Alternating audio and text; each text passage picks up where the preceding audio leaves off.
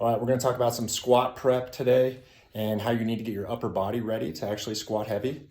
Frankie and I have been talking about his squat a little bit, and he's been trying to hit some bigger numbers and noticing maybe some shoulder restriction is kind of getting in the way of him developing some tension on the bar. So we're gonna show you guys some ways we get his shoulder ready for a big heavy squat.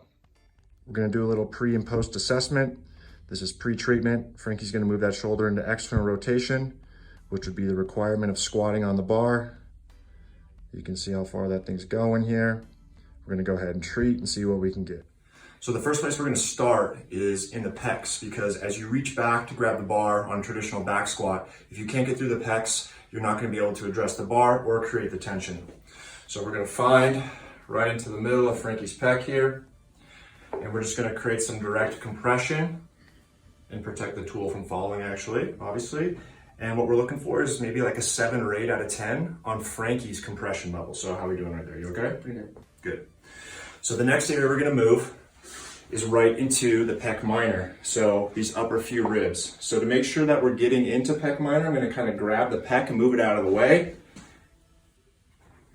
and just go straight laterally into the tissue. This is pretty sensitive on a lot of you, so that's okay. Again, it's your compression rating. Looking for that 7 or 8 out of 10 rating. You okay? Mm-hmm. Good. So the last 2 spots we're gonna work for our squat prep are kind of the back of the shoulder, the levator muscle as it attaches to the neck, and then we're gonna work just behind the shoulder for the lat and some of these key areas. All of this is really designed so that you can build tension on the bar, get warmed up faster, and get into your top sets a little quicker. So same thing, just creating pressure right into the tissue. Because I can't see Frankie's face, he's just got to tell me that I'm not pushing too hard. And in this case, just communicating with him. The second spot is really tender, probably the most tender of all 4. And what we're going to do is just going to kind of bring his arm to the side. You can kind of see this little triangle that's formed between his arm and his shoulder. I'm going to try to get the pressure right up into the shoulder blade here.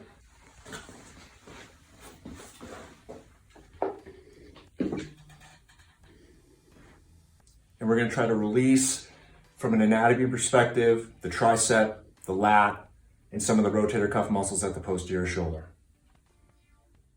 All right, so we just treated Frankie's shoulder. We're gonna watch him move into external rotation now.